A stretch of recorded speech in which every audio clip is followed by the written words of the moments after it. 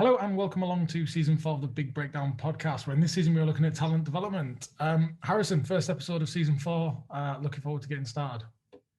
Very looking forward, if that makes sense. I'm very much looking forward to getting started. It's talent development. It's a big topic. It's going to be interesting. It's an interesting one to cover, and I think hopefully this episode today kind of really sets up for what the season's got installed. Yeah, definitely, with someone who's done a fair bit of research within this area and can give us a good understanding of sort of what he's been up to and sort of how it works. So today we are joined by Jonny McMurtry, creator of Coaching the Coaches blog. Having been involved in high performance age grade rugby programs across Australia for over 10 years, Jonny is currently completing research looking at age grade players' engagement within rugby union pathways, focusing on understanding what motivates and engages players' drives through their participation. Jonny's passion is trying to understand people's motivations and assisting them, the people they work with, to achieve what they are striving to accomplish, with the aim of facilitating coaches and athletes alike becoming the best people as well as performers they can be. Today, Jonny joins us to discuss his research within talent development. Jonny, how are you? So, Jonny, how are you? Good, thanks. Yourself? Yeah, great, thank you. It's great to be kicking off season 4, looking at talent development and talent ID, and I think it'll be really interesting to learn about the research that sort of you've been doing over there in Australia and some stuff over here in Ireland as well. So I think it'd be quite good just to kick us off, just give us an overview of what your research is. Yeah, no, thanks for the opportunity to chat through. We'll start where I am at the moment. So as I've just completed some research in conjunction with Rugby Australia and University of Queensland. So what we were looking at is trying to understand the players in the age grade program, what we call their personal striving. So it's essentially their daily or typical motivations, what they're trying to achieve or attempting to avoid. So what we were looking at was both their sport specific strivings and what motivates them away from the field as well. And again, we were trying to understand those motivations at 2 different stages of the season. So in the high performance section of the season, when all of the Super Rugby franchises actually played against each other in the comp, and then when they exited and went to back to call it club rugby or social rugby or the less competitive stages of the season towards the tail end of the year. So look, the idea was to build a framework and try to better understand the players. Giving the coaches a better point of connection or allow them to connect or understand why these players are stepping into their sport. And again, I've been able to extend that framework quite recently in the past few weeks to Ulster Rugby as well, and offer them a framework to get them some questions and try to understand again why they're involved in sport and what motivates them away from sport as well. So it was good to get those. It was a few years ago now that we collected the data from the Rugby Australia franchises. Initially, it was going to start off with just the Queensland Reds, but Rugby Australia liked the look of it, so they extended it out to all 5 Super Rugby franchises. So immediately, it was a much bigger project overnight. But it was good to get as much data or access to players as we could, and trying again to find what motivated these players within and away from their sport. As I said, it was good to find some similarities actually from a few years ago versus some of the Ulster Rugby, which I'm starting to code and gather the data for now. So yeah. So what's been some of the key bits that you've found so far then, over there in Australia with the academies and what's been the key learnings from it? Probably the main big findings were, and again for us as coaches, it kind of jars against what we're looking for. We're looking for these inclusive environments. We want we always talk about culture and driving and having people come into these environments and having this collective unity from early on and whatever. But again, for these age group programs, we were seeing almost quite jarring results, or certainly results which took me initially a bit by surprise. But it was good to compare against other research out there. But the main reason these fellas were stepping into their sport was a very intrapersonal or intrinsic drive or this motivation for achievement. They had set these inherently important goals, or goals that were very specific or important for them. There was very little talk of winning or winning competitions, winning flags, or anything like that. Again, when we talked about this idea of achievement, it was attaining goals that were meaningful for them. Some were talking about winning Super Rugby contracts. Some were talking about just making themselves a better player, better person. But again, it was that very much an intrinsic focus as opposed to this collective focus as well. And again, that sense of improvement, it was interesting to say. The most common word used in all strivings for these players, the Australian-based players, was improve. And as I say, coding the data that we gathered from Ulster Rugby, improve is the top word. They use in their strivings as well. So I guess it's interesting to see, even a couple of years apart, and obviously the other side of the world, that these age group players, that's what they're stepping into rugby for. They want this sense of achievement, sense of attainment for goals that are important to them. And us as coaches, I guess the legwork is understanding what these goals are. You know what I mean? We sort of hang our hat on that. Players want to be part of when they step into these high performance programs, they want to win contracts or win competitions or whatever. But actually, we're seeing a lot more information from the 2 data sets or 3 data sets that are collected so far. That there's actually this drive to attain markers or goals that are really, really important for them within the sport. And then away from the sport, it was interesting to gather that data as well. Like, there's this sense of making themselves a better person. All right. There was no talk of fun or enjoyment actually when they step into their sport specific strivings. Again, so all the talk of enjoyment or fun was actually away from sport. But again, it was good to gather that data and get that information, because I compared against Amanda Vizek. She did a lot of research in America for 12 to 20-year-old soccer players. And actually that sense of high effort, high workload, the sense of improvement, that translates as enjoyment for these age group players. So like, there is other research out there that supports that. When these kids step into this high performance environment, and it's all about this effort, this intrapersonal focus, these intrinsic goals that they're trying to attain, that's the sense of enjoyment. That's where they get the fun and enjoyment out of their sport. So we as coaches, again, I was trying to create or develop a framework for us to understand these goals of the players better. The players that are standing in front of you, because again, especially in age grade rugby, like there's this sense of high turnover. Kids drop in and out of rugby. Sometimes you'll only see players for one season, half a season, depending on what it might be, and in the representative program. So how can you get to understand and know the player in front of you? How can you essentially, drag bits of information out of them so that you can help them develop and ultimately attain the intrinsic goals that are important for them? So yeah, that's it all sounds very, very interesting. And I think there's a lot of them probably shocked me there, that actually the enjoyment side probably isn't as prevalent for them. It's actually that the high effort, they enjoy working hard.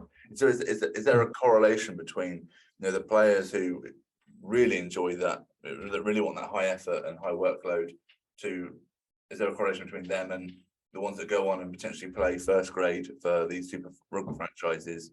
I don't know that in working within the talent development pathway myself here, we've got some players that absolutely love it, and everyone's got different motivations. And I know that you might have found that the overwhelming majority like that high work ethic, but I'm guessing there are going to be some anomalies to that. And for us as coaches, first of all, how do we balance that from looking after the top group that really want to improve and really want to work, and also those lads that, well, it's awful to say sometimes, that that need to make the numbers for a match day. Yeah, that's fair.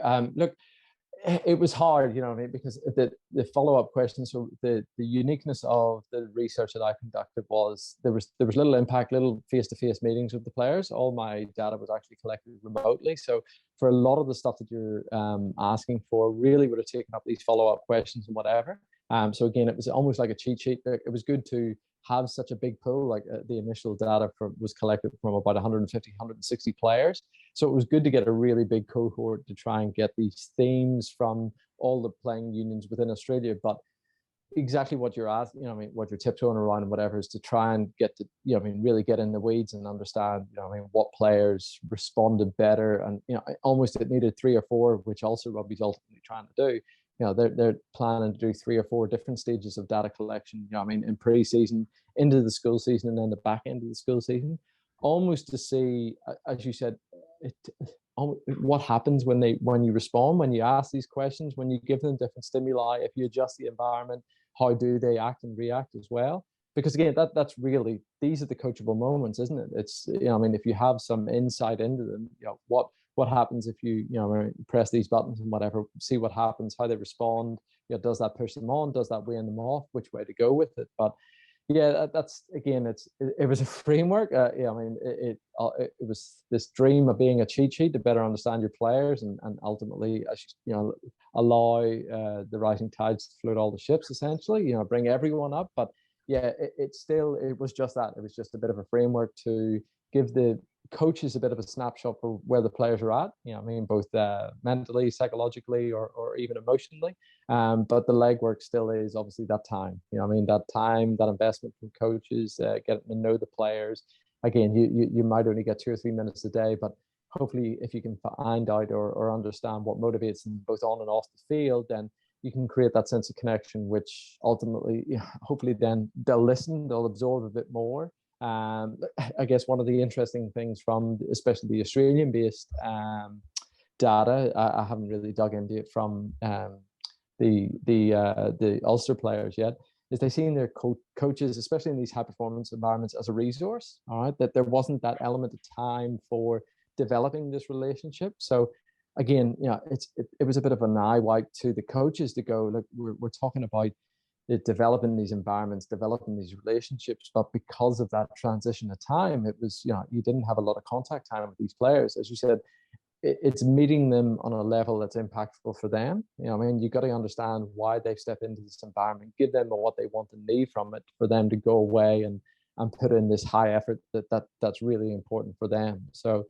yeah, that sense of improvement, that sense of high effort achievement, that was pretty uniform across the board. And again, it's really interesting to see it with the Ulster players as well. But yeah, how you can enhance or develop that as coaches, it's hard to say. Again, that really comes down to that one-to-one understanding of the players, the player that's standing in front of you and just driving that conversation to get to know them a bit better. So would you say that's probably for coaches who are working in this pathway, that might be the academy coaches, or it might be the club or the school coaches? Would you say that that's probably the biggest takeaway, is understanding the motivations and the personality type and just the individual athletes within your team before we then layer on the technical, the tactical, and the strength and conditioning stuff? Oh, absolutely. Like, again, coming back to it, so I started my research because my 16-year-old, or well, he's now a 20-year-old, but when he was back at 14, 16, he dropped out of rugby, not once, but twice. And again, it came back to the coach's alignment. I mean, they were offered, the game didn't look like, I mean, it didn't align his goals with versus the coach's goals or the club's goals, just didn't align and didn't match up and whatever. So again, for what you're saying, it's understanding. We don't want to shove players away, especially this late adolescent. As I say, the age of the players that I'm looking at, 18, 19, 20, I mean, is very prevalent in Australia. I'm sure it's the same in England and Ireland as well. When they hit that transition age, as I call it, from schoolboy rugby or age grade rugby into senior rugby, the participation rate just falls off a cliff. So if you can meet them at a level and impact them, I mean, that's meaningful for them and just keep them engaged or wanting to be involved in the sport, then hopefully, I mean, they'll remain involved in the sport in whatever capacity it might be. They may not be the next Wallaby or I mean, the next Queenstown Red or anything like that, but they could be a coach, an administrator, a sponsor, a physio, a medic, a referee, whatever it might be. But if you don't get to understand them or offer the sport or offer an environment that's, I mean, we're not saying it should be for everyone, but you need to tick at least some of their boxes that they remain engaged and remain motivated and want to stay within the sport. So look, yeah, I think it's important in every sport, not just rugby union. Look, rugby union's a hard one because again, it's such a physically demanding. I mean, we're talking about a collision sport here, so it's you almost don't feel there's time to make these meaningful connections or have these conversations because you want to get them into, you want to make sure they're physically ready or tactically aware of what's expected of them come the weekend. But again, meeting them on their level, understanding whom this is or what headspace they're in when they come to training this day, will give you, I mean, understanding who it is, what's going on in their home life, where, what sort of headspace they're in, will ultimately give you a better picture of what sort of impact you're going to have for training today, and I mean, ultimately potentially the season ahead. So I think it's critically important no matter what the sport. But like, yeah, for me, rugby union, for I mean, boys and girls involved in this collision sport, sometimes that connection piece can get lost when we worry about the physical and the tactical elements. So.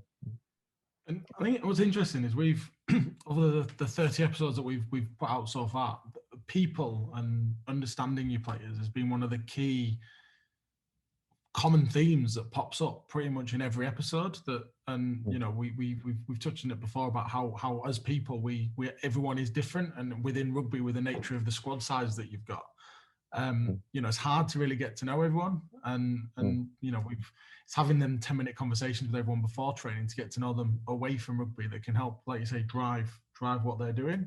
But I suppose another thing is, and just sort of thinking sort of out loud, sort of here about how it runs sort of in this country with the academy and DPP, is that an academy player that's involved in a DPP program, for example, will have a coach usually at school. They'll have the club coach, the DPP coach, and then there's different coaches influencing.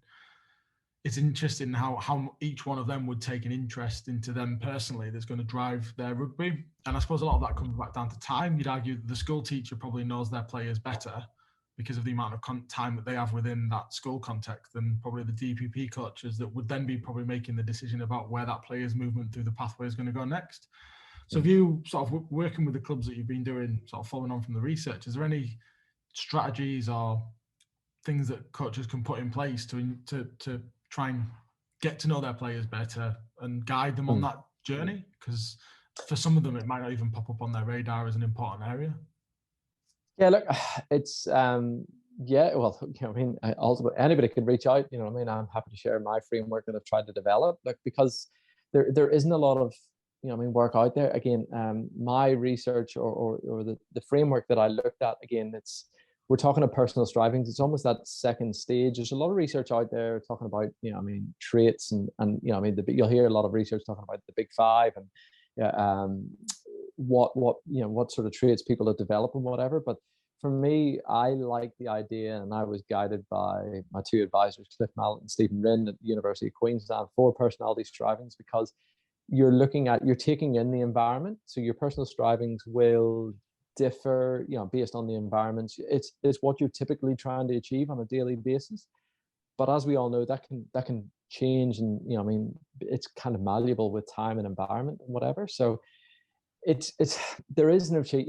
Sadly, there's a lot of research out there. And there's a lot of, as you said, there's a lot of people talk of the importance for these conversations and developing relationships and whatever. But that's because it's the harder work. At the end of the day, I love there used to be Steve Kerr and Pete Carroll did a podcast a few years ago, started COVID and whatever. And again, even they talked about, well, how are we they were going to coach each other's sports, and they're like, well, how are we going to do this? And Steve Kerr goes, what do you mean? Oh, tactical, technical. And he goes, no, that's just stuff.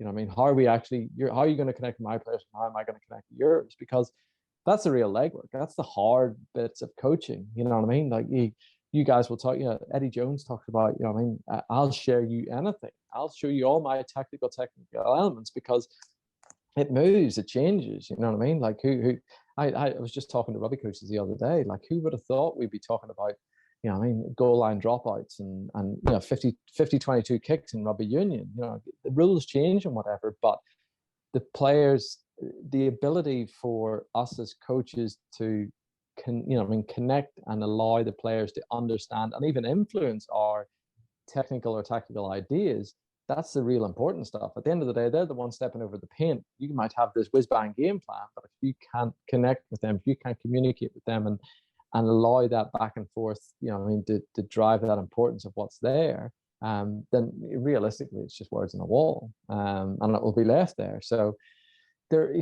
sadly, again, there is no cheat sheet. It is that time. It is getting to know the players. Like, I love the great Wayne Bennett. I was fortunate enough a few years ago to talk to the likes of Pedersen and Nasiva and Shane Webke, brilliant rugby league players who've been coached under Wayne Bennett, whatever. And he would they would say, they'd be warming up, they'd be on the field and whatever. He would walk over and he would ask, how's the kids? I remember someone was sick, this, that, whatever. He would ask them 2 or 3 things. It would only take a couple of minutes to ask them 2 or 3 things about their personal life and remember and ask. And he says, for those 2 minutes, I felt like the most important person in the world. 30 seconds after that, it would be, I need you to do X, Y, Z. He says, it doesn't matter what it would do. Anything he told me would stick. Because again, that emotional connection, he had me, he had my full attention.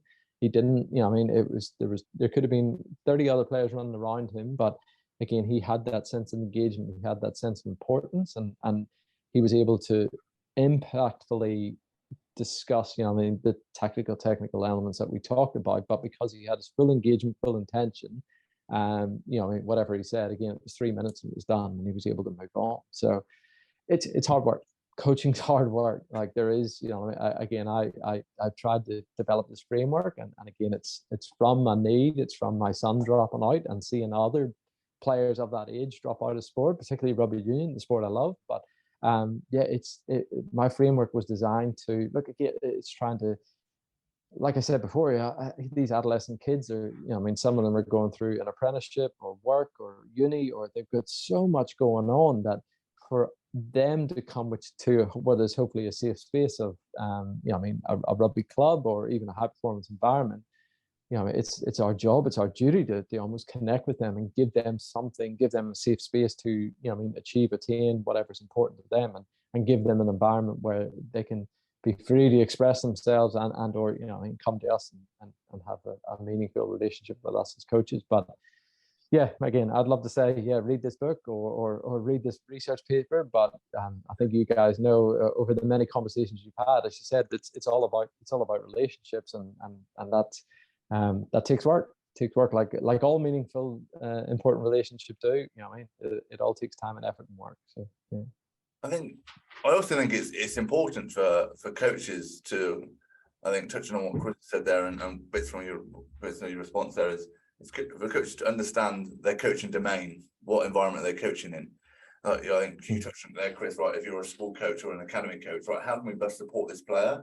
So you hit the nail on the head there, then, Jonny, right? How can we make him feel special? Can we build those connections away from rugby for him, enable them to learn, right? But then I know my coaching domain. I know this player is an academy player. So do I need to be the best tactical coach for this player? Probably not, because he's going to get that at the top level. So, right, so my next thought then should be for this player should be, right, how can I support him in wanting to play rugby or wanting to play for the school or the club that might be representing? And like you said, there's more conversations that make them feel, oh, he actually cares about me. The coach cares about me. Oh, that means I'm going to run into a brick wall. I mean, sometimes with it being a collision sport, we're asking them to. And I think it goes back to like we touched on with Richard Smith back in season 2. Those small 1-2 minute conversations that you might just be asking, like, how was school? How are the kids? Now I know that they make you feel special. I feel special when Kris asks me how I'm doing. It's nothing to do with rugby. Oh, look, and to say, I can't remember who said it as well. It's they forget what you say, but you never forget how they made you feel. As you said, it's engaging on a level. So again, almost combining those two ideas as well. It's meeting them on a level. It doesn't matter if the player, as you said, if the player is going to a high performance environment, step back to the club. Again, it's all right. Well, what are you trying to get from being here today? What are you trying to get from being at this club for this season? Understanding what goals are important to them, and understanding what's important to them away from the field as well. So again, if you've got a player who, I speak to a few players who are labourers or concreters or something like that, they don't want to turn up, they might do 10 hours work in the day or something like that, and then you're coming to ask them to do a bronco or whatever. It's understanding where they've been, what they've done, what's going on in their personal life, so that again you can better understand what they're trying to get from the session, the season, whatever it might be today. And again, you can meet them on their level. So yeah, again, those 1 to 2 minute conversations are critically important, massively important. Again, we're talking about mental health and having these, there's such a stigma again within our sport, but all these collision type sports as well. I mean, there is this stigma for not having these open, honest conversations. Okay, that's for us as coaches. I'm not saying it's your duty, but realistically, I mean, you want I mean, these players to be in good state of mind, have good health and well-being and whatever. And sometimes these conversations and understanding and giving them a safe space to come to and achieve some goals, which might be important to them, might be more important than you can imagine. So yeah, again, I heard that conversation, Richard, and a lot of what he said was, it really rang true of what I'm thinking and hopefully what I'm putting out there as well, because that's really the idea. I mean, for us as coaches is how to connect. I mean, the conversations and ultimately how to connect with your players. So. Just sort of out of curiosity, how much of this, with the conversations that you've had as part of your research, is connected from the academy through to what the first team or senior team are looking for in that environment? Are they contributing to it, or is it purely just around sort of what the academies are doing? And if they are contributing, are the messages the same still? Yeah, look, for the research, so for the data collected with the Australian side, it was just done. It was, I mean, from player to me, essentially, there was very little conversation. I reported back to Rugby Australia, reported back to UQ of our findings, and offered them a bit of a strategy. The clubs weren't really included into the research, and again, that was because the cohort in the pool was so big. But stepping on to, so this is where, in speaking to Pete at Ulster Rugby, that's what they're looking for. That, I mean, that's really the strategy you're talking about. They want to be able to get they step into the Ulster Rugby environment. This is what really motivates them. They double check. So, we're done the first data collection about a month ago. We're rolling out the second data collection now. We want to see some correlation into their, their sport specific strivings and global strivings or motivations away from the field. And then he wants to grab that information and take it to schools and go, how does this seem? Does this, for exactly what you're saying, does this seem right? Jonnys, saying X, Y, Z is important, or, do you see X, Y, Z, or do you see A, B, C? And again, if they see A, B, C, but then actually have this conversation with Jonny and it should be X, Y, Z, then it's good information for the schools or the clubs potentially to go, well, this is actually what's important for them. You know what I mean? So that's when it's that level.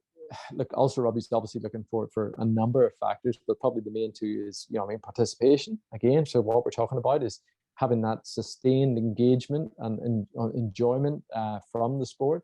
But then it's also, that idea of it's a level of investment. You know what I mean? So if you enter these players into a high performance program, and you fellas know this very, very well, that's a sense of investment. For them to get picked, you're cutting someone else out.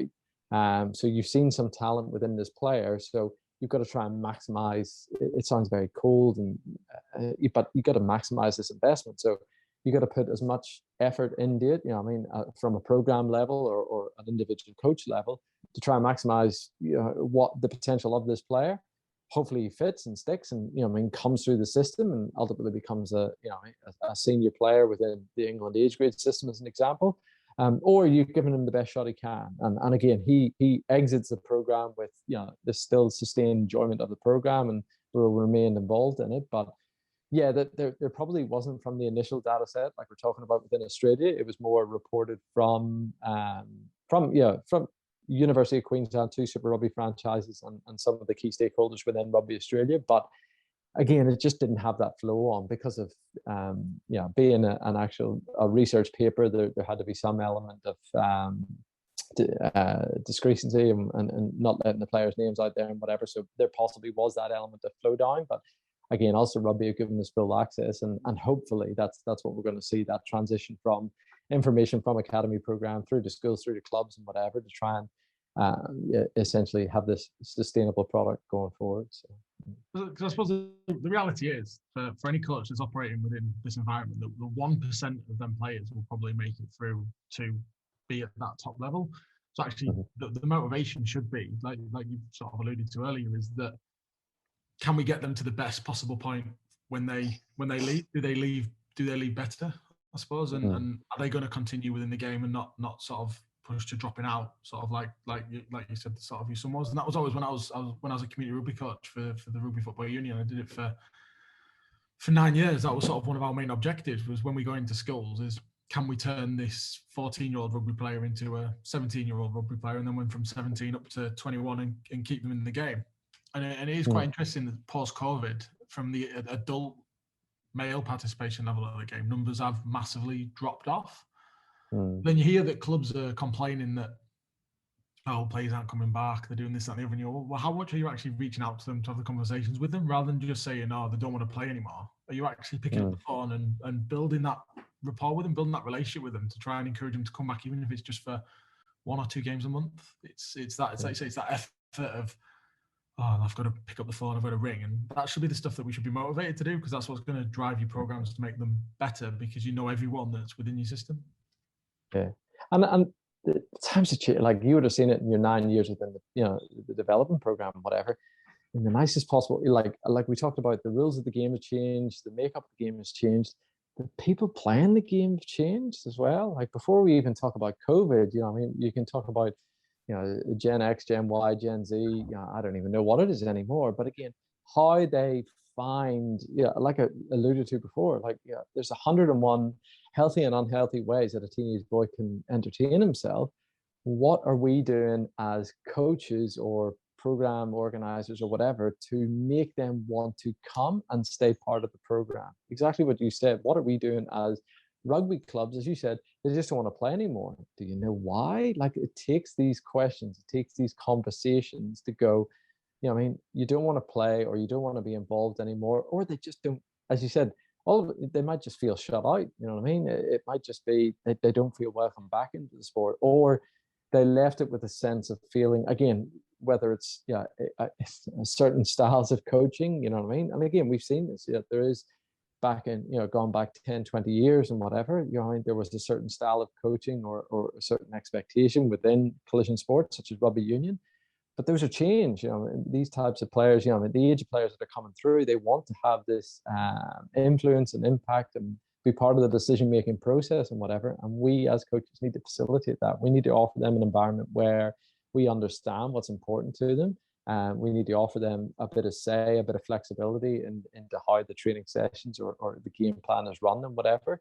And again, that's for the benefit of us as well. Like, as you say, it actually take some of that workload. It's interesting, some of the work I do with some of the coaches across Brisbane is this idea of delegation. You know what I mean? It's trying to allow them the space for them to, a lot of them are more comfortable in the technical, tactical space. So how much can they offer for the social element or the leadership element of players? The more they can get players involved in that, then the more the players will buy into it. You know what I mean? Again, it's, which a big thing at the moment is the idea of psychological safety. The more they feel involved and the more they feel they can speak up and be part of the group as well, then the more they'll actually buy into it. And all of a sudden you'll get this momentum, this sense of positivity coming from the group as well. But yeah, you're dead right. Us honestly, within Australia, us as a sport, I mean, we just, rugby union has done not a sensational job of getting people back involved in club and community sport.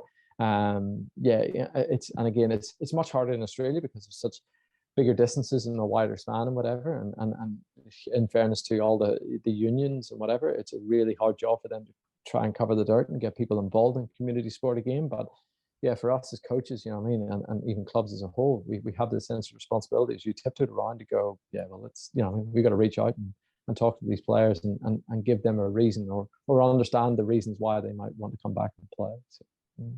So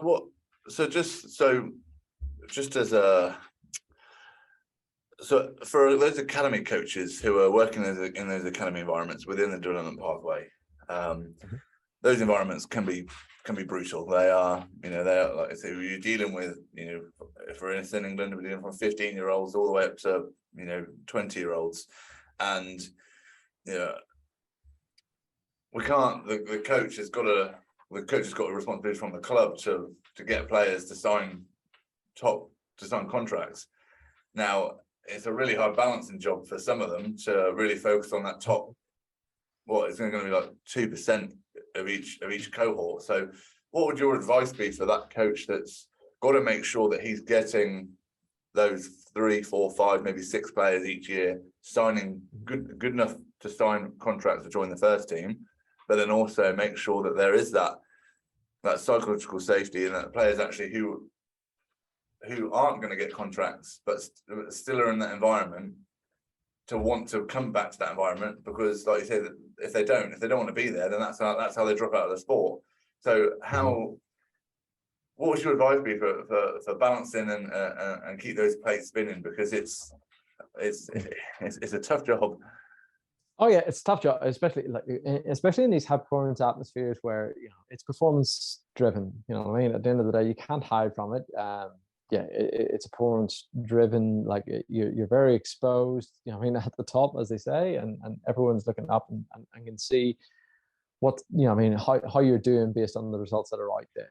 Look, based on what I've seen in the data I've gathered and whatever, like I said before, the main thing that these fellas are looking for. So, I mean, for what you're asking for, you want to keep hold of, say, the top 3, 4, 5 players and whatever. What they're looking for when they step into these environments is an intrinsic sense of achievement, the sense of improvement. So again, it's trying to identify what's important for them. It might be only 2, 3, 4 goals for them across the season, across the board, or whatever it might be. What they're trying to achieve in rugby, and almost stepping them through that. What's the plan to do so as well? Breaking it down, either building it up or breaking it down. Because again, some of these, some of the data that we found was very, building on, they're talking about strength in the gym, right down to very small sort of, steps or stages to, some of them were trying to win a Super Rugby contract. Again, it's trying to step in stage so they can see, like I said, on both the Ulster Rugby data and the Australian team's data that we gathered, this sense of improvement. The sense of, again, there was a lot of talk of working hard, high effort and things like that. So again, they are committed seemingly to put in this high effort, but again, they have to feel this gradual improvement. All right. So as you said, if you want to keep hold of these, 3, 4, 5 players, they ultimately sign these contracts from the start of the season to the end, they want to, or at least feel they've, developed this sense of improvement. They got towards the goals that are meaningful for them. So again, it's just understanding the goals that are impactful or meaningful for them and getting to know them on that sort of base level as well. So, I'm not, again, in a performance environment, it's hard because that's when it gets murky. Again, I'm saying, it's nice and easy just to get to know your player and know what's intrinsically important to him and whatever. But again, because of these high performance environments, that's when the noise starts to come from the outside in.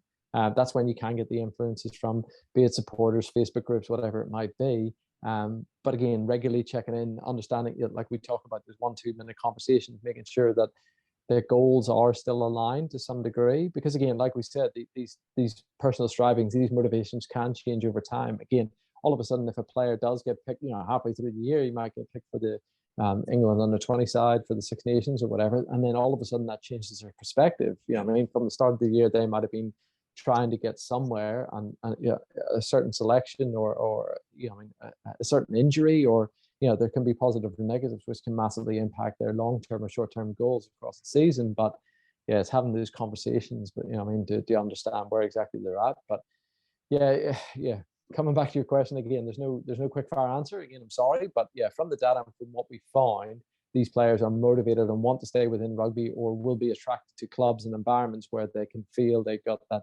sense of achievement, sense of attainment, and improvement across the season or across the year. So But I think it's also important to remember that it's the conversations with all the stakeholders, not just with the player. So like we discussed earlier, it's important to know that this player's got parents, he's got school coaches, he's got teachers, he's got club coaches. Now, if I'm looking after him and I know that they're coming up to a pretty, for us, that when you're 18 and you come into the end of essentially A levels or college, that's also when you're finding out whether you manage to get yourself a senior academy contract, your first ever professional contract. And I work with 16 to 18-year-olds in a college environment, in which we're quite fortunate to have 3 players that go on to sign senior academy contracts. But then there's also I think there's 18 lads who didn't get senior academy contracts. And actually my job then didn't become going through the technical and tactical with them. It's actually can I be that safety net for them and explore the different options. What could your next steps be to make sure that they stay within rugby? And I think it goes back to what we're discussing there, and understanding what the environment we're in. Now, do I need to be that authoritative coach that tells you couldn't do X, Y, or Z at this point. But no, this time I've got to be that supportive element. So I think just being really over communicating with all the stakeholders would make that job a hell of a lot easier. Don't be alone with it. I think the message is that as a coach, don't be alone with it, and actually speak to as many people as you can that can support the players that you're working with, and that's going to make your job a hell of a lot easier. And that's, I 110% agree. And then that's what makes our job as coaches even more difficult, especially in that age grade environment. As you said, it's that age, especially this transition age, it's called it, because there's so many distractions. They still have the influence of parents. All of a sudden, there might be boyfriends, girlfriends, a lot of other influences, social media and things like that. There is so many distractions. There's so much going on and whatever. It's even harder for us as coaches to, understand, understand their why. There's a reason why Simon Sinek is, sold as many books and done as many videos as he can. Understanding, allowing them and helping them to find their why. But then, almost coming back to that as well, because there's so much noise and so many distractions that you can get, that can get murkied as well. So you're dead right. Assisting the players, keeping involved or keeping them interested or keeping them engaged or being aware of their why, for an example, is a really, really tough job to do. But that's a lot of the work I've done with especially some of the senior school coaches in around Brisbane as well. There's so many stakeholders, so many like the schoolboy program and particularly in Brisbane. There's so many old boy influences and things. Yeah, again, they're all looking for their pound of flesh, what they want from the program.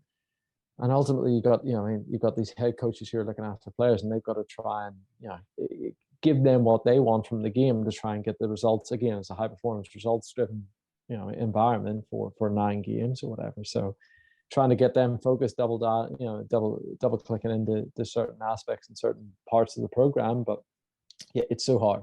Again, as coaches, it's such a tough job to facilitate an environment where we can develop these relationships and almost, cut out some of those other stakeholders that you're talking about, because that's when it gets confusing and almost distracting for these players, and they lose their sense of why or sense of direction. So, what would so just to a little bit away from coaching here. So we touched a little bit there on stakeholders. What would your advice be for the kind of the parents of these athletes? What can so if we've got a parent listening to the podcast now that does a little bit of coaching, but like their son or daughter is a high performer and they've gone up to the next step, and as a parent you want your best for your kids, and I've worked with a lot of parents now that they want the best and they've all got good intentions, but sometimes they don't quite support them probably in the best way that they could. What would be kind of your advice as a parent that's had a son that's given rugby a go, dropped out, giving it a go, and then dropped out again? What would your advice be for them in terms of supporting a high performance athlete? Yeah, it's a good one. Look, my actual to get to understand where they're at, understand where the kids are at, whatever. Like same advice to parents as it is to coaches. You've got to ask questions. All right, you've got to ask. All right, they won't open up, they won't respond, they won't give you their true self and what's really important and impactful to them unless you ask. And you got to wait for the answer as well. We're too often. I do it as a parent as well. I have 3 kids, and again, you have this sense of care and almost a sense of fear. You want to take over, you want to tell, you want to prescribe and whatever, because you think you're doing the right thing because you're keeping them safe and whatever. But you won't actually know what's meaningful and important to them unless you ask. And it's hard. Again, it's hard for parents, it's hard for coaches as well, because you have to wait then as well. If you ask a question, then you have to wait. You can't. It's not as easy. Again, if you instruct or direct or whatever, then that's pretty instant. You're telling them to do something, they'll do it. You'll get the results pretty much straight away. But again, if you want a meaningful connection, if you want an honest reflection and the deep, to better understand of what's important to them. So again, for us as sports parents, again, it's asking these questions. Well, why do you play? What are you trying to get from the sport? Why do you play? Again, why do you play rugby over in Australia? Why do you play rugby over AFL? Or why do you play basketball over golf or something like that? Again, yeah, that there might be multiple sports that they're initially interested in, but why have you picked, X over Y as an example? So it's having those questions. Again, it's a tough job. Okay. And again, it's even as a business manager, as an example, or as say for this example, as a parent, it's really digging into the weeds and trying to find out, the whys. Again, it's trying to find out, well, what's meaningful for you? What are you trying to get from it? What are you trying to get from the sport? This exercise, this hobby, whatever it might be, and then supporting that as well. That's the next stage. Understanding, supporting that. It's hard work. It's hard work. There's no cheat sheet. There's no easy way to it. Again, it's hard work, it's effort, it's building these connections, building these conversations, and ultimately supporting it. So, and I think sometimes I think I'm a big fan of the High Performance podcast. I love listening to that, and I think they touch on it quite brilliantly. Sometimes it's actually, sometimes it's accepting that failure is going to happen, but then it's around, and I see it as coaches. I build these connections with the players, and I know that unfortunately they're going to experience failure at some point in life. It's the world is not rose tinted, but then it's right. It's those supporting mechanisms we put in place, and actually giving them trying to encourage them to develop a growth mindset that sees that failure is an opportunity to grow. I think that's where parents, coaches, teachers can do probably a little bit. Sometimes I think they can do a little bit more in terms of encouraging and developing those growth mindsets within young adolescents. So that means they stick at rugby, or they stick at basketball, or AFL, or golf, or whatever it is, that these challenges that they are going to face, but they can develop through it. Absolutely. And again, it's a really interesting one to talk about failure and stakeholders. At the end of the day, kids inherently, they're okay with failure. It's only later in life, and the stakeholders and all the noise around them actually comes on. At the end of the day, like, my wife's really good at it, explaining to kids, you didn't just stand up and walk the first time. It was, trial and effort, you fell down and whatever.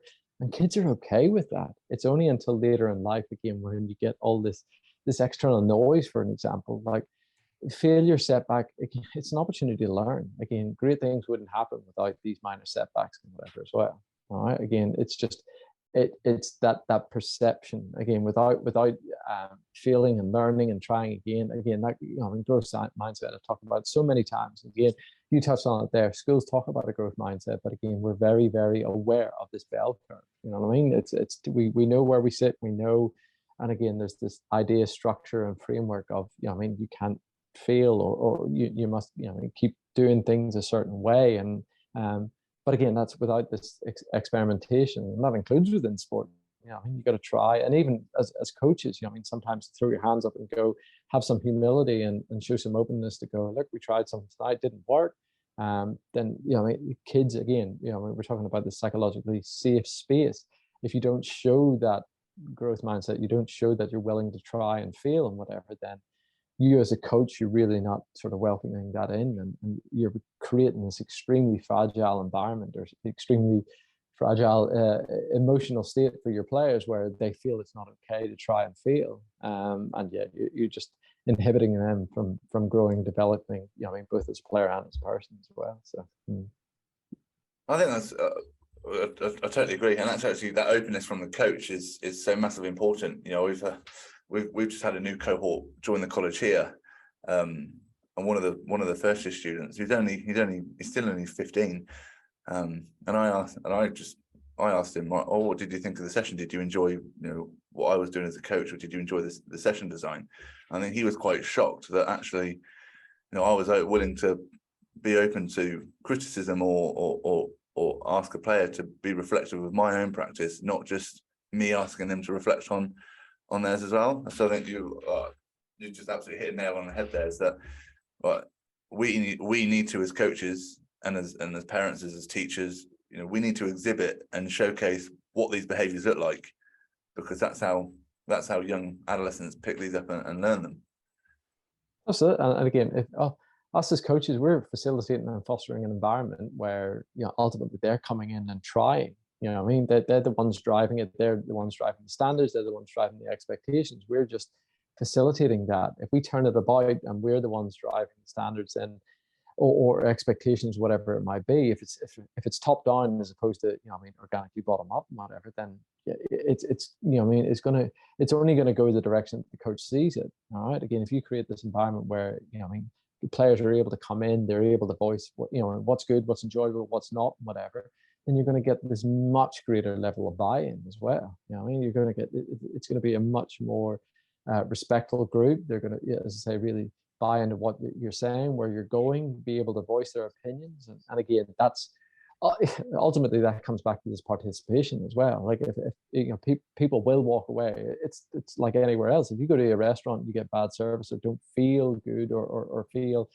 something was poor about the service or food that you were offered, you wouldn't go back. So we, again, as coaches, we have to understand that we are, and people hate me saying this, but again, we're offering a service. We're offering an option. Again, like we said, there's 101 ways, adolescent boys or girls could go entertain themselves.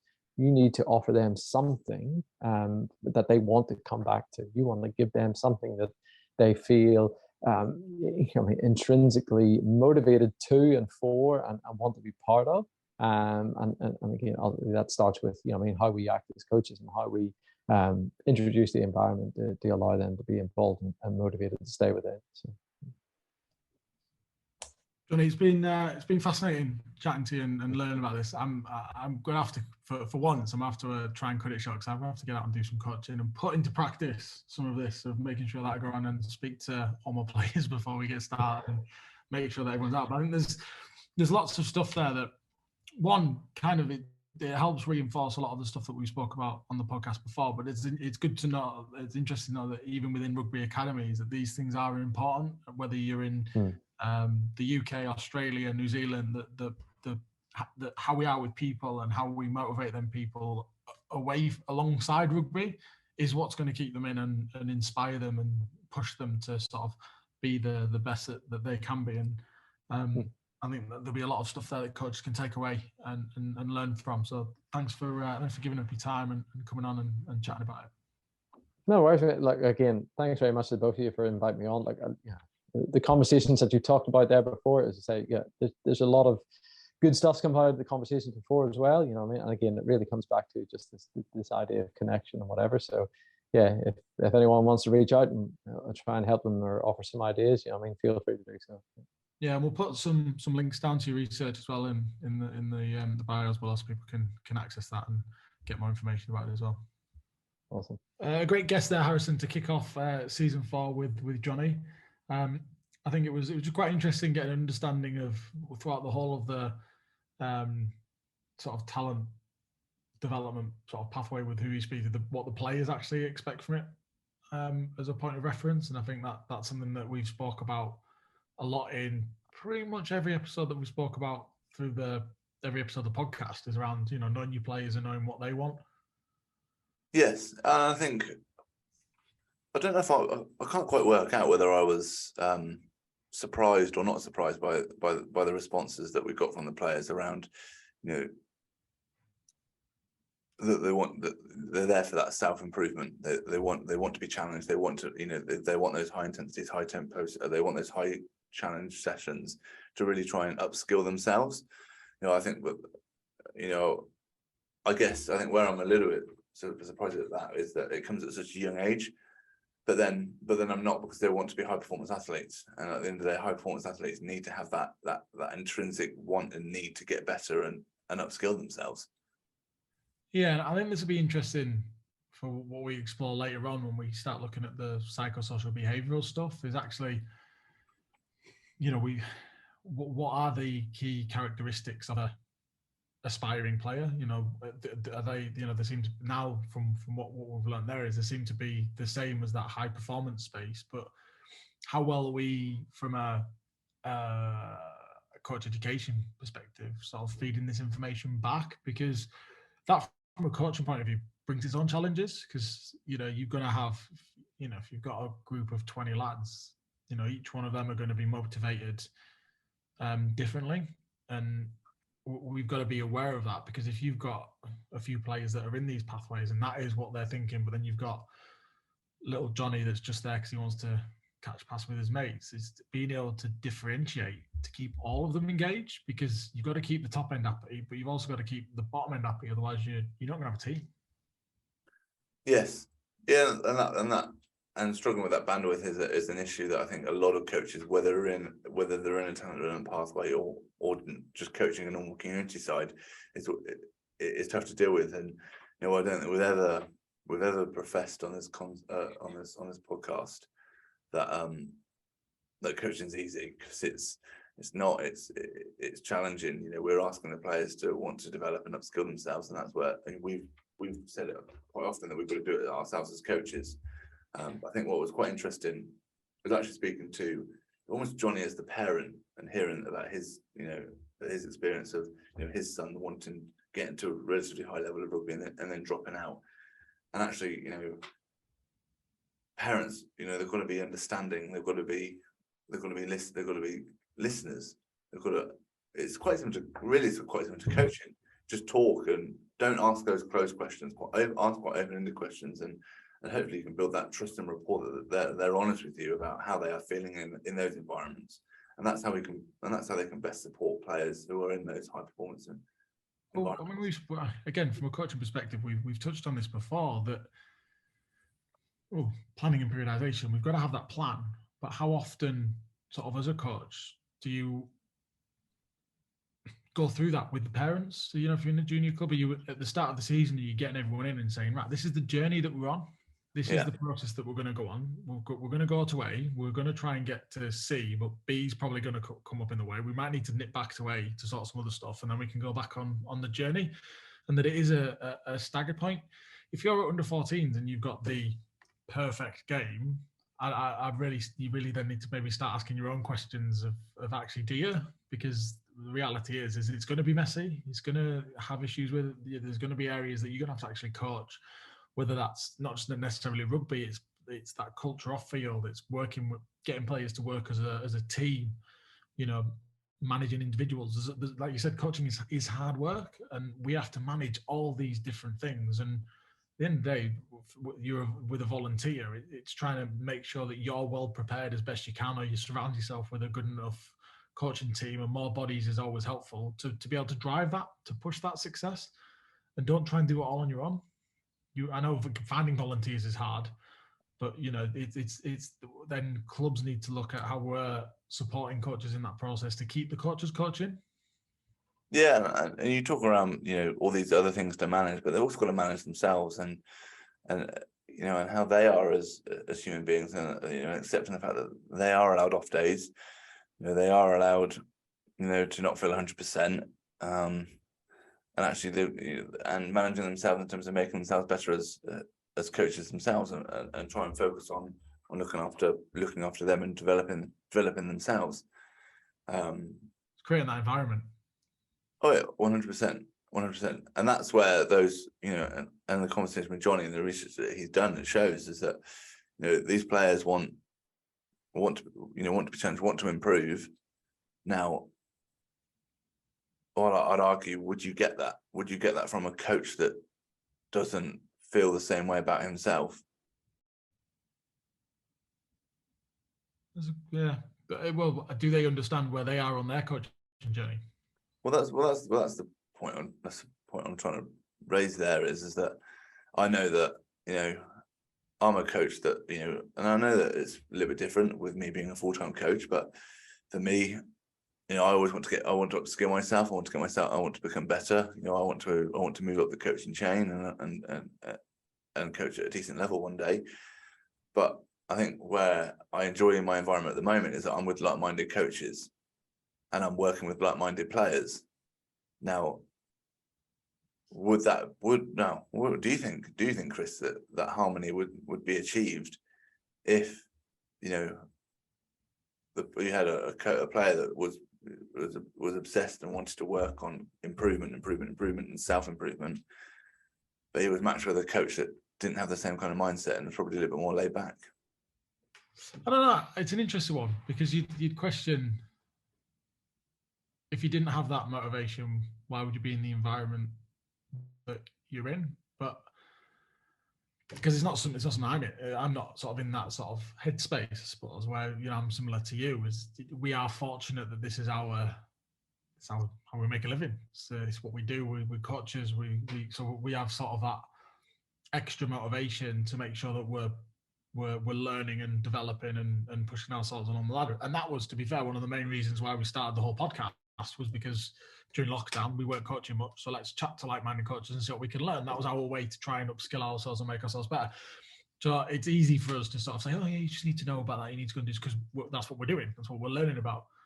But I suppose if it gets to the point where you lose that motivation, not just for one session, because like you said just then, you are going to lose that motivation every now and again. There are going to be other things in life that take over, that then distract you, that then can take you away briefly from that moment in time of what you're trying to focus on. If that's then repeatedly happening and you're suddenly then not willing, or you've not got the energy or the time or the desire to then support X player, then maybe that's when you've got to ask yourself sort of, why are you still doing it, I suppose?